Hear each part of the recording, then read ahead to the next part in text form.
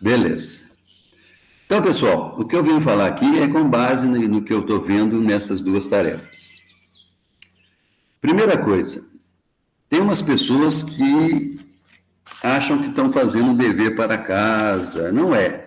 Tarefa que eu considero aqui, cada tarefa que vocês fazem, quando eu falo a parte de relatório, é um relatório aquele como se você fosse publicar numa revista, fosse mandar para o seu orientador. Então tem que ter capricho, tem que olhar as regras, as normas que eu coloco. Eu falo, ó, faça só os cálculos auxiliares no rascunho. Ele vai lá e faz toda a tarefa no rascunho.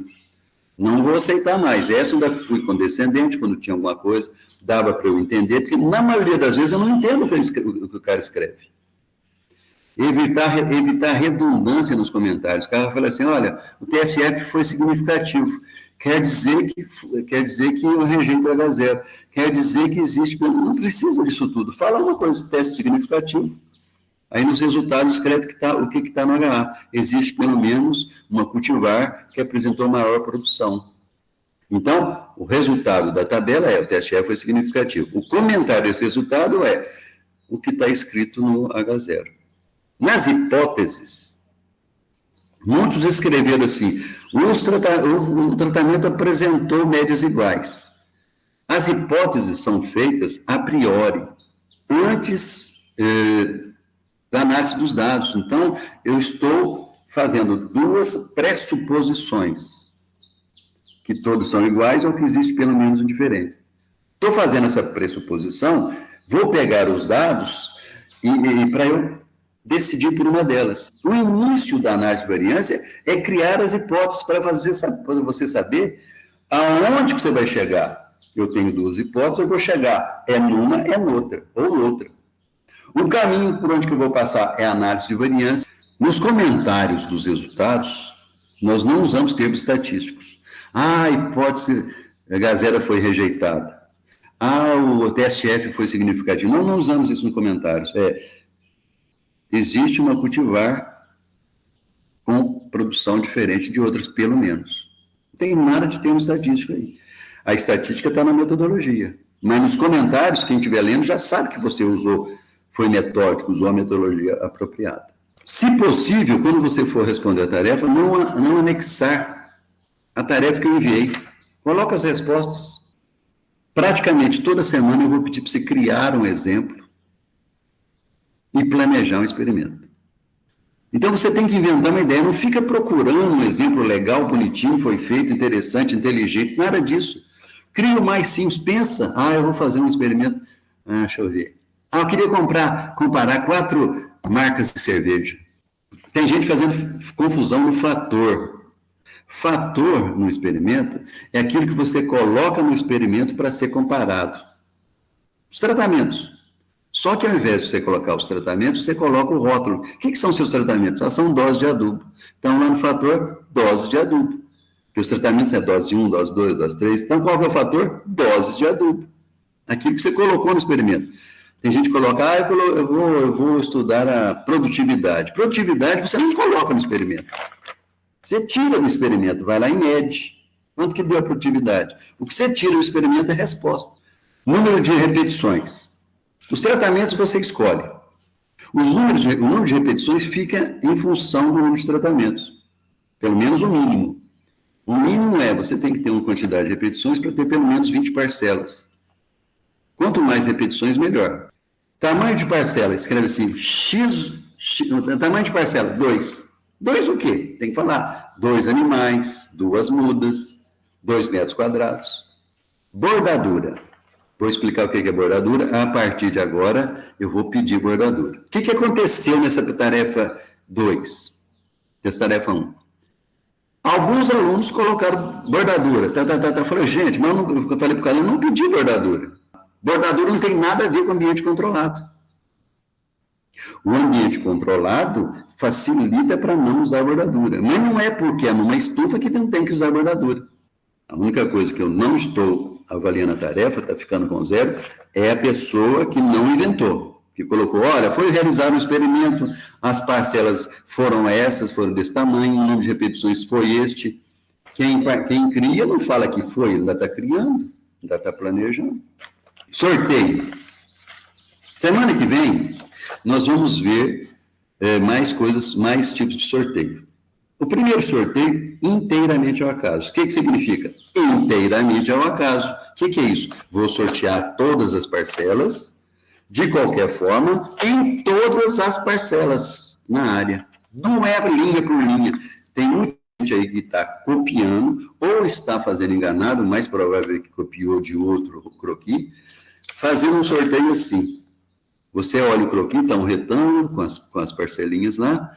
Em cada linha aparece uma vez cada tratamento. Na primeira linha, A, B, C, D, E, sorteado. Na segunda linha, A, B, C, D, E, sorteado. Na terceira linha, A, B, C, D, E, sorteado. Esse sorteio não é inteiramente ao acaso. Inteiramente ao acaso até pode acontecer de sair desse jeito organizado. Mas isso é uma possibilidade em milhares, em combinações de várias outras. Então, é muito pouco provável. E outra coisa, quando você fizer um sorteio, sair tudo por acaso sistematizado, que pode acontecer, o A tudo juntinho, o B tudo juntinho, ou então, em cada linha A, B, C, D, igual eu estou falando, você joga fora o sorteio e faz outro. Não basta sortear, tem que parecer que fez o sorteio. Esse sorteio que aparece uma vez, cada tratamento na linha, é o segundo que nós vamos estudar. Variáveis controláveis e variáveis não controláveis. Geralmente, você pensa, o seu experimento vai ser feito aonde? Numa estufa. Ora, numa casa de vegetação, numa estufa, ela é feita para você ter um controle maior das variedades, das variações, das condições climáticas, temperatura, umidade relativa, insolação. Então, se o seu experimento é num laboratório, numa estufa, e às vezes em algumas casas de vegetação bem construídas, essas são variáveis climáticas que você pode controlar. Ela é feita para isso. O local é feito para isso. Não permitir o acesso de muitas pessoas, etc, etc, etc. Evitar insetos, pragas, etc. Mas no campo, se o seu experimento é no campo, você não tem condições de controlar a temperatura, chuva, umidade, geadas, não tem condições. Só que as condições de um experimento, os experimentos geralmente são pequenos. 50 metros, 100 metros, 200 metros. Então, não tem sentido falar em clima, em condições climáticas, porque numa pequena área você vai pensar em microclima. As condições climáticas numa pequena área, elas afetam igualmente todas as plantas, todos os indivíduos.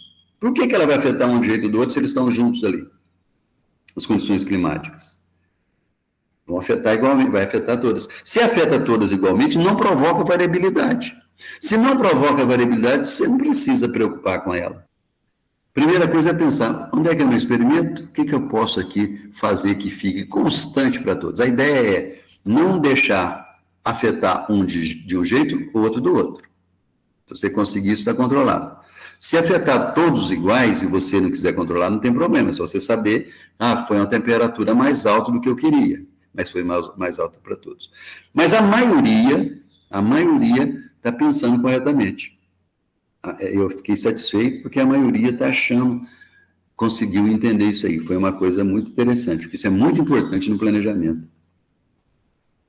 Outra coisa, não esqueçam de ler e seguir as instruções da tarefa. Se eu pedir para você usar números de 100 até 150, tem algum motivo. Então, eu quero que você faça isso. Se eu pedir para você fazer só o rascunho na mão, a mão livre, tem um motivo que eu quero ver sua letra, por que você fez, como é que você faz, como é que você escreve as equações. Tem gente que vai fazer uma equação, põe um sinal de igual aqui embaixo. Põe a raiz de qualquer jeito. Então, ele costuma extrair a raiz só da parte de cima, quando era para extrair a raiz de toda a fração. Então, isso aí influencia no que a pessoa fala assim, eu não gosto de cálculo. É que ele não faz as coisas como deveriam ser feitas, organizadas, para ele mesmo não se prejudicar. Então, tem vários detalhes. Outra coisa. A partir dessa semana, já, da terceira, o relatório, então, vai ser o ponto principal. E a semana que vem, mais ainda, porque os cálculos, nós vamos fazer tudo em computador. Já vou falar disso. Então, é preciso que você olhem as normas para criar tabelas e figuras. Eu ainda não mostrei figura, mas já mostrei tabela na quarta-feira para vocês. Seguir aquele esqueminha lá. Se alguém não sabe, procura o professor que eu passo a sequência ali no Word. Eu vi vários lá que fizeram o croquis bonitinho, não tem nada de bonitinho. Na parte científica, você vai produzir um trabalho, vai publicar trabalho, tudo que você colocar colorido fica muito mais caro em dólar. Para o método científico, o importante é a clareza, a leveza e a fidelidade dos resultados. Então, faça uma tabela leve, não enche de informações, não. Coloca concisamente o que precisa, não fica fazendo redundância. Se coloca no lugar de quem for ler. Você pega uma tabela cheia de informação, você bate o olho e você não sabe onde é que você está. O que você faz? Deixa aquele trabalho, vamos ver outro artigo aqui. Esse aqui está muito chato. Agora uma tabela leve, você bate o olho, você já comeu, opa, já estou percebendo isso aqui. Aí vai vendo o resultado, é exatamente o que você viu. Essa que te agrada, que faz você gostar de ler o trabalho, de ler o artigo. E entender, enxergar. Então, leve, mas para isso você tem que ser sistemático. A margem tem que ser bonitinha dos dois lados, em cima, os traços. Não adianta usar o computador. Vou usar o Excel. Para você fazer um gráfico ou uma tabela no Excel, você tem que saber as regras que nós estamos passando, porque essas tabelas você pode fazer no Word, no Excel, em outro programa. Só que seguindo essas regras, porque o default do Excel é de um jeito, o default do Word de outro. Cada aplicativo é como se fossem pessoas diferentes, cada um acha que é de um jeito. A linguagem científica cria um padrão. Nós precisamos de padrão. Agora vamos falar da semana que vem. A semana que vem vai ser pesada porque nós vamos estudar outros tipos de sorteio. Na primeira aula eu vou mostrar um primeiro delineamento experimental. O que é um delineamento? Como que você desenha um experimento? Por enquanto eu mostrei os tópicos que compõem e o croquis. Agora nós vamos mostrar as características. São 3 tipos de sorteio. Cada um tem as suas características. E você vai ter que escolher um dos 3. Então, você tem que conhecer as características para poder optar por um deles. Nós vamos ver semana que vem. Na semana que vem a tarefa, você vai ter que fazer a análise de um exemplo que eu vou passar para vocês, usando um software, o Sysvar. Então, vocês vão ter que aprender na semana que vem a usar o Sysvar. A primeira coisa é baixar o software, o Sysvar, e instalar. Ele é grátis, foi feito com o professor da UFLA, do nosso departamento, e é tranquilo de usar. Então, vocês vão instalar esse software. Primeira coisa, baixa e instala.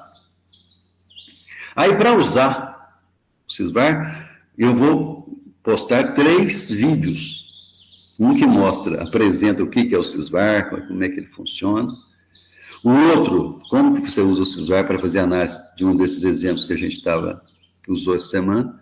E o terceiro, o que você faz se tiver erro de digitação.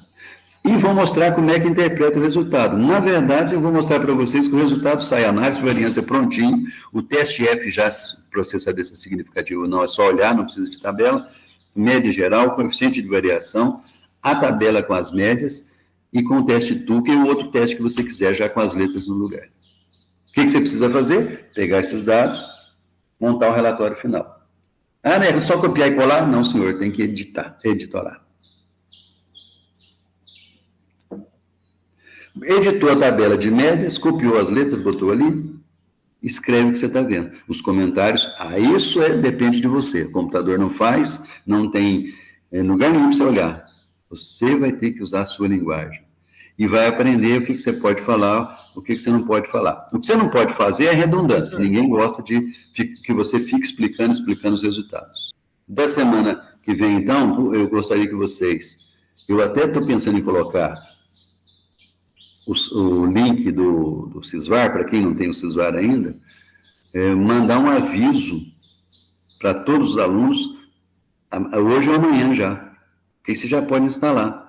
Porque quando eu falar na aula lá sobre o software, mostrar como que é a saída, você já vai começar a querer aprender como que usa o Sysvar, como que cria o arquivo. A outra coisa que eu já vou devo postar semana que vem, é o tema do primeiro trabalho autônomo, porque eu já vou marcar a data de entrega, já vou abrir lá como se fosse uma tarefa, Se não me engano, é na 8ª semana. E esse trabalho autônomo você fazer em paralelo com os tópicos da semana. Não tem uma semana só para você fazer isso. Então, eu vou postar ele com mais tempo, você já vai pesquisar. Você vai ter que pesquisar. Vai ter que procurar na internet, nas referências, sobre o assunto. Não vai ser procurar uma coisa e copiar. Você pode até achar alguma coisa, mas é você ler, entenda e escreva do seu jeito. Isso que é o valor do trabalho autônomo. Não vai ser difícil, mas eu vou olhar quem está copiando e colando. Se você copiar e colar de um artigo, de uma coisa pronta, é plágio. Trabalho autônomo, já vou marcar, e o tópico. E já vou pedir para vocês baixarem e instalarem no Sysvar. Tabela de resultados, teste de TUC. Vamos mostrar um teste de TUC aqui, relembrar alguma coisa, que talvez vocês surja alguma dúvida, a gente já tira aqui. Vou dar um exemplo de aplicação do TUC, eu estou achando que eu já usei esse exemplo, mas aqui vamos renovar. Para eu fazer essa tabela aí, está faltando o título, está faltando a legenda, está faltando as letras. Então, eu comecei a fazer a tabela, agora eu vou lá no rascunho para descobrir as letras. Vou levar essas médias para o rascunho. Isso aí, se eu não pedir, você não precisa mostrar. Em ordem decrescente. Isso vocês já sabem fazer. Vamos conferir. A DMS eu chutei lá 4, tá? É claro que foi calculada, mas aqui, pensa que eu chutei aqui. 77 menos 4, 73. Então, você vê que o 77 fica isolado, porque de 77 até 73 não tem nenhuma outra média. O 60, que é a próxima que aparece fora desse intervalo, já ganha a letra B. Está pronto o primeiro cálculo, primeiro ciclo. Como não terminei, não cheguei lá embaixo, vou para a segunda média, que é o 60. Vou descendo uma por uma, sem saltar. Tem hora que dá uma vontade de saltar, mas não salte. 60 menos 4, 56, não vai pegar a próxima, então vai ficar o 60 isolado, já está com a letra B, beleza. Vou colocar um C para o 55, que é a próxima, que eu já sei que é diferente da primeira e da segunda. Agora, vou para 55, menos 4, 51. Estou vendo que o intervalo vai de 55 e pega 51. Como esse C não tem compromisso nenhum com nenhuma outra média, eu posso usá-lo para dizer que o 55 é igual ao 51 igual ao 51. Então, eu desço o C aí, porque o C está solto. Como o traço chegou na última média, terminou. Aí, eu pego aqueles resultados e passo para essa tabela, coloco o título, olha o título, rápido, e tem um monte de informações. Produções médias, em toneladas por hectare, de cultivares de milho. Coloquei a unidade, são produções médias, quer dizer, produtividade, cultivares de milho. Se eu tivesse colocado a unidade aqui na coluna das médias, não precisava colocar no título. Tem essas duas opções. Os tratamentos, como eu não sei o nome das cultivares, eu chamei de cultivar 1, 2, 3, 4, 5. Se você souber o nome, dá preferência àquela que é mais informativa. O nome da cultivar que deve aparecer aí. Na ordem delas as médias, não na ordem do TUC. Então, eu vou vendo o valor, a 51, letra C, a 77, olho lá a letra A. E coloco essa legenda, é necessária porque essas letras não é padrão universal. Então, tem que informar o que elas significam aí. Está pronta a tabela, desse jeito, margem direita, margem esquerda, margem superior, legenda encostadinha na tabela, título autoexplicativo. Ela é bonitinha, simétrica, leve, olha para você ver. Você bate um olho, você vê tudo, não te cansa a vista. Agora vamos escrever esse resultado. Você fala assim, mas estão vendo o resultado? Mas no trabalho sempre existem várias tabelas, então eu preciso descrever os resultados. No trabalho científico, além de descrever, você ainda discute, né? Aqui nós vamos só descrever. Então eu vou escrever esse resultado. Esse resultado está mole, olha para você ver. Como que eu faço? Eu vou na letra A e ver se ela está sozinha ou se tem outro com a letra A. Só tem um com a letra A. Morreu. A cultivar 2 apresentou maior produtividade. Agora eu vou procurar a letra B. Tem um B só, o resto é C. Então, a cultivar 3 ficou em segundo lugar. Então, a cultivar 2 foi a mais produtiva, seguida da cultivar 3. Já dei 2 resultados. Agora eu vou procurar a próxima letra. Não tem BC, mas tem o C sozinho. Tenho 3 com a letra C, quer dizer que as 3 são iguais. Então, eu posso escrever as cultivares 1, 4 e 5 apresentaram mesma média, sendo médias menores as outras duas. Mas se acontecer um caso desse tipo aqui, ó, mesmo exemplo, só com a DMS agora são 8 unidades. Por exemplo, 7 toneladas por hectare, a DMS seria 8 toneladas por hectare. Se fosse quilogramas por parcela, a DMS seria 8 quilogramas por parcela. A DMS é na mesma unidade dos dados e no mesmo número de casas decimais. Se os dados não tem, se as médias não têm nenhuma decimal, a DMS também não tem nenhuma decimal. Lá no rascunho você vai fazer. Mesmo passo, 77A, menos 8 a 69, o 69 não pegou a segunda média, o 77 ficou isolado, e o 60 já recebeu a letra B. Pego o 60 agora, eu tiro o 52, está comparado 60 para baixo. Foi até o 52. Opa, já pegou o 55. Então, a letra B, como ela está dentro do intervalo, eu posso movimentá-la. Então, eu peguei a letra B e coloquei para 55. Se o B estivesse fora, lá no 77, eu não poderia mexer com o B.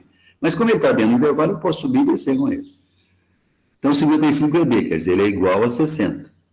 E o 51 não está no intervalo, é diferente desses dois. Então, já tem a letra C. Agora eu vou para o 55. 55 menos 8, vamos ver o intervalo. Pegou 51. Só que o 55 tem a letra B e o 51 tá com a letra, e o 51 estava com a letra nenhuma. Estava com a letra C. Estou olhando o anterior aqui. Está com a letra C o 51. E esse de baixo, esse 51, está dentro do intervalo. Ora, então eu estou dizendo que o 55, o 51 e o 51 são iguais. Essa última conta aqui, ó. Desculpe, 55 menos 8 deu 47, está dizendo isso. Só que um está com B, outro está com C. Eu tenho que igualar isso aí. Não posso tirar letra. O B não posso mexer, porque o B nasceu fora do intervalo, lá no 60. Então, não posso mexer com a letra B. Mas a letra C, que está dentro do intervalo, está livre. Ela não está amarrada com nenhuma média fora do intervalo. Quer dizer, ela não está falando que é igual a nenhuma média fora do intervalo. Então, ela pode movimentar. Eu coloco a letra C na média de cima e coloco a letra C na média de baixo. Estou dizendo que as 3 são iguais.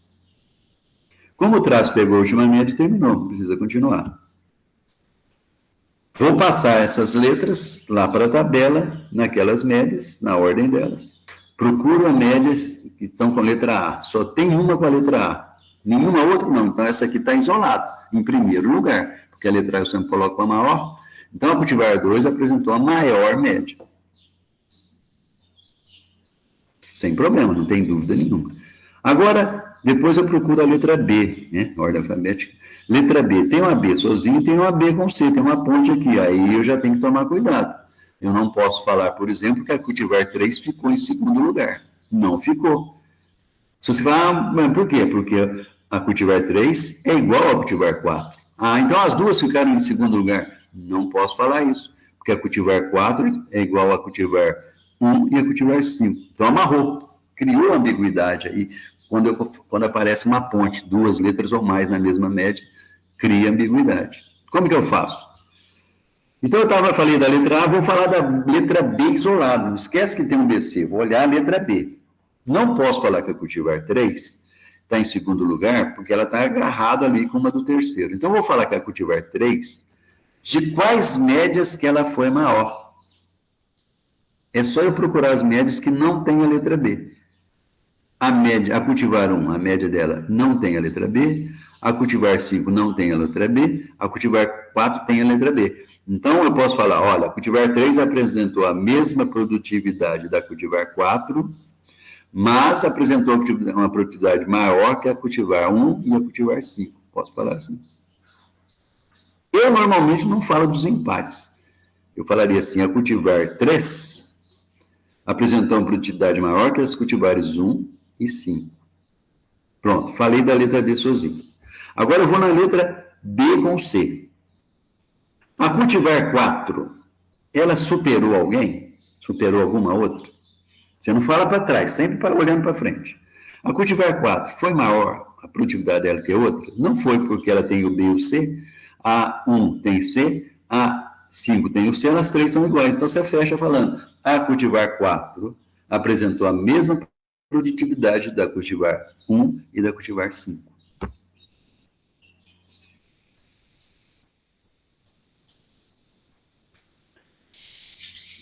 Então, estou fazendo uma pergunta que eu posso fazer na avaliação final. Qual o significado da não significância? Vamos pegar esse exemplo que nós estávamos usando para mostrar uma coisa para vocês. Lembrando que a DMS é 8 unidades, se você pegar aqui a cultivar 2 e a cultivar 3, a média de uma foi 77 e da outra 60. A distância, quer dizer, a diferença de produtividade a mais que a 2 tem, são de 17 unidades, né? Eu esqueci qual que é a unidade desse exemplo. 17 unidades, por exemplo, 17 toneladas por hectare. E que deu significativo. Por que deu significativo? Essa diferença, porque ela foi maior que 8 unidades. A DMS significa diferença mínima para ser significativo. Diferença mínima e significativa. Qualquer diferença entre duas médias que der mais que 8 unidades, quilos, toneladas, não sei, depende do exemplo, vai ser considerada significativa, quer dizer, uma diferença grande, uma diferença importante, uma diferença que você deve ligar para ela, uma diferença que significa alguma coisa. Agora eu vou pegar essas duas aqui, a cultivar 4 e a cultivar 5. Tem a mesma letra, são estatisticamente iguais. A diferença entre elas foram 4 unidades. 4 unidades é menor do que 8, por isso que ela é considerada não significa nada. É uma diferença insignificante, é uma diferença desprezível. É como se tivesse dado zero, como se tivesse as duas médias dado 55 ou as duas dado 51. O que quer dizer isso? Que essa diferença de 4 unidades foi provocada pelo erro experimental, que é uma influência aleatória. Se eu repetir esse experimento aí com esses mesmos tratamentos, as mesmas condições, pode inverter. Pode a cultivar da 4 produzir 51 e a 5 produzir 50, e a 5 produzir 55. Mas aquele 17 lá provocado pelos tratamentos, ele vai manter. Pode não ser 17, mas vai ser uma diferença maior que 8. Então, quando o significado da não significância é este. Um valor não significativo quer dizer que ele foi provocado pelo erro experimental. Ele é aleatório. Então, é como se fosse zero. Considera como se fosse zero. Porque se você não tivesse o erro, as duas dariam o mesmo valor. Então, o significado dessa não significância é que um valor não significativo é um valor muito pequeno que não significa nada, é como se fosse zero. E olha de onde que vem a DMS. Um valor de tabela, e se você observar, a DMS é diretamente proporcional ao valor da tabela. Se o valor da tabela é grande, a DMS tende a ser grande. Se o valor da tabela for pequeno, a DMS tende a ser pequeno. Deixa eu ver se eu tenho... Não, agora não. Se vocês olharem a tabela de Q, para usar no Tukey, à medida que se aumenta o grau de liberdade do resíduo, do erro experimental, o valor de Q diminui bastante. Então, quanto mais repetições você tiver, maior vai ser o número de graus de liberdade do resíduo, menor vai ser esse valor Q aí. Menor vai ser a DMS, por causa do valor Q. Então, você vai enxergar melhor os resultados diferentes, importantes. O divisor das médias, esse D aqui, é o número de repetições agora na primeira parte do curso. Ele é inversamente proporcional ao valor da DMS. Então, se você tiver muitas repetições, a DMS tende a ser menor, porque o resultado vai ser dividido pela raiz quadrada desse número de repetições. Inversamente, quer dizer, se o valor cresce, se o número de repetições cresce, a DMS diminui.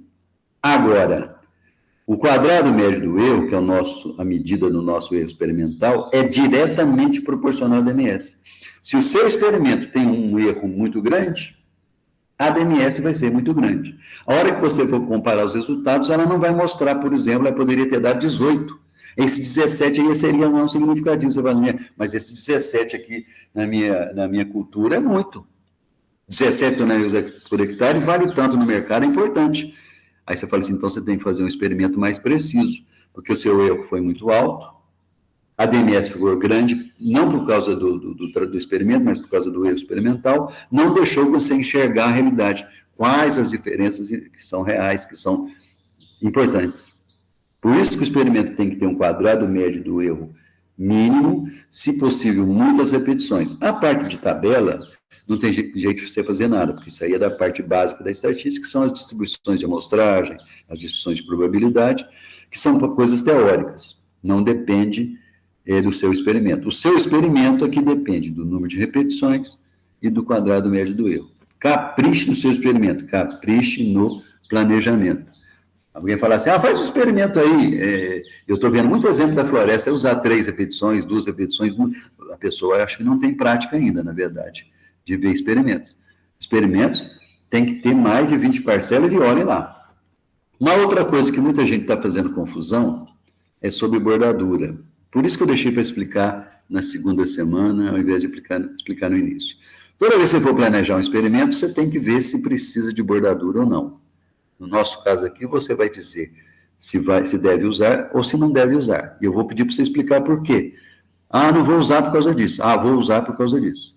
Não vou pedir para você falar o tamanho da bordadura, porque isso depende de cada experimento, de cada tipo de estudo. Mas, se é necessário ou não e por quê. Então, a função da bordadura é proteger a parcela da influência de uma parcela vizinha, da influência do tratamento que foi aplicado na parcela vizinha. Ora, então depende dos tratamentos e depende da vizinhança. Se você vai fazer um experimento em casa de vegetação, vamos pensar na estufa. Não quer dizer que é uma estufa, que você pode controlar a temperatura, pode controlar tudo, que não precisa de bordadura. Só que a gente não usa bordadura porque numa estufa eu tenho outras maneiras físicas de resolver o problema. Imagina, eu estou fazendo um estudo com pulverização de inseticida. Eu tenho aqui uma muda no vaso dela que vai ser aplicado o produto A. Sorteada ao acaso, do lado dela caiu um outro vaso com uma muda que seria aplicado o tratamento B, um outro produto. Se eu chegar e for pulverizar, qualquer forma que for pulverizar o inseticida que eu falei, né? O inseticida A nessa planta, ele pode espirrar na B. Aí, o tratamento que eu vou aplicar no vaso A pode afetar o vizinho. Para fazer isso, como eu estou na estufa, numa bancada, em vasos pequenos, eu pego o vaso da B e chego, distancio para não haver deriva para ele. Tem outro lá atrás, distancio. Então, fisicamente, eu separo um pouco mais os vasos. É claro que eu não vou fazer isso toda vez. Eu faço no início, já sei que eu vou pulverizar, já deixo os vasos mais separados. Não fico mexendo os vasos durante o experimento, não. Ou, ficou pertinho aqui, mas não quero mexer. Põe um tapume, pega um papelão, põe aqui, pulveriza, tampa aqui, pulveriza. Depois muda para cá, pulveriza. Fisicamente, você protege a planta do tratamento que vai ser aplicado no vizinho. Então, ele não vai afetar. Então, não é porque o ambiente é controlado. No estufa não precisa. Mas você tem que tomar o cuidado para ver se não vai haver influência. Você não vai usar bordadura. Porque bordadura você gasta plantas em volta daquela. Você vai gastar muito dinheiro. Então, é preferível você fazer um distanciamento ou uma proteção física. Como são experimentos pequenos, com vasos, fica fácil de fazer isso. Experimentos em instalações zootécnicas. As instalações zootécnicas, na parte experimental, já tem as baias isoladas. Ou as gaiolas, se for na avicultura. Elas são isoladas, o coxo é isolado. Tem que ser bebedouros isolados. Se for na ração, os comedores são isolados. Então, não tem condições de um animal de uma baia virar e comer a ração da baia vizinha. Então, não vai misturar. Ora, então, em instalações zootécnicas, geralmente você não faz bordadura, porque fisicamente as parcelas já estão protegidas uma da outra. Laboratório, muito mais ainda, muito mais cuidado. Você tem os cuidados muito mais ampliados para proteger uma parcela da contaminação com a outra. Agora, pensa no campo. Você tem uma cultura de milho. Uma parcela lá tem 100 plantas, 4 linhas. Ao lado dela, emendado, tem uma parcela que vai receber o inseticida B. A parcela vai ser pulverizada com A. Então, vem o trator jogando o inseticida A o inseticida A na primeira parcela. Você acha que não vai derivar para a segunda? Porque no campo você não afasta uma parcela da outra, não tem um espaço, você não pode fazer isso. No campo você reproduz a cultura como se fosse cultura extensiva. Então, se o espaçamento entre plantas é de 10 centímetros, vai tudo de 10 centímetros. Ah, mas aqui A, aqui é B. Continua. Não tem essa de separar. Você não vai ter jeito de fazer uma parede para separar uma parcela da outra. Como é que você vai proteger, então, a vizinha do efeito do tratamento que está na outra? A solução foi pegar uma parcela e usar as plantas das beiradas, das 4 beiradas de uma parcela, deixá-las como proteção, como fossem guardas protegendo o miolo da parcela. Então, aquelas plantas da beirada, das bordas, são chamadas de bordadura da parcela. A borda superior, esquerda, inferior e direita. Quantas plantas usar? Qual a largura? 2 linhas, meio metro, 1 metro? Vai depender do experimento, da cultura e do que você está fazendo. Por exemplo, estou fazendo um experimento de adubação. Então, tem adubação pesada, tem adubação média e tem até testemunha. Às vezes fica uma testemunha logo depois de uma parcela com adubação pesada. Dá uma chuva, pega a adubação de cima, joga para baixo, acabou. Estragou a testemunha. Como é que você faz? Você não pode pular algumas linhas. Vou deixar umas linhas. Não, você não pode fazer isso. Você planta normal a parcela, mas não colhe todas, colhe só o miolo, que chama área útil. As bordas ficam sem coletar, você não mede nada nas bordas. Quando usar a bordadura, então? Quando o tratamento aplicado na parcela vizinha puder afetar a sua parcela. É claro que no campo, isso é comum. Quando for um experimento de laboratório, caso de vegetação, estufa, não vai ser usado bordadura. Mas não é porque o ambiente é controlado, é porque você vai dar um jeito de não deixar um tratamento afetar o vizinho. Vamos dar um exemplo. Isso aqui é uma parcela de café, cada X aí uma planta. A parcela de café, na maioria dos casos, é uma linha de 10 plantas. Então, ele deixa a primeira e a última planta sem fazer medições, escolhe nas 8 centrais. Mesmo o café adensado, pensa no café adensado. Talvez deixe até 2 plantas em cada lado. Mas depende, isso aí são exemplos. Mais comum você ver parcela desse tipo. Uma parcela de milho com 2, 4, 5 linhas, geralmente você deixa a primeira e a última linha sem colher, e meio metro de cada lado, meio metro em cada extremidade. Então, o que está em vermelho aí nesses exemplos é a bordadura, o que está em preto é a área útil. Isso é a bordadura de parcela. Existe a bordadura do experimento, é que você faz o experimento, monta o experimento, a hora que está acabando, você ainda planta mais umas 3 linhas por fora, e estica um pouquinho mais as linhas para ser a bordadura do experimento. É uma bordadura geral, porque às vezes passa uma estrada, um carreador, alguma vossoroca, então você faz isso para proteger o experimento como um todo. Mas não estou falando disso, estou falando de bordadura de parcela. O importante é saber qual a função para você saber quando usar. Esse aqui, eu estou usando 3 cultivares de milho diferentes. Preciso de bordadura? Não preciso. A não ser que uma cultivar seja tão alta, um porte tão grande, que ela vai fazer sombreamento com a parcela vizinha que é de porte A não, por exemplo. É muito difícil de ser isso. Geralmente, você não pode afastar as parcelas, porque você vai alterar a competição do sistema radicular, vai alterar a competição por luz nas beiradas. Então, você vai acabar provocando alteração do mesmo jeito. Você tem que usar bordadura quando for o caso. Então, nos próximos exemplos, vou pedir, fale se é necessário ou não bordadura e explique por quê, sim ou não.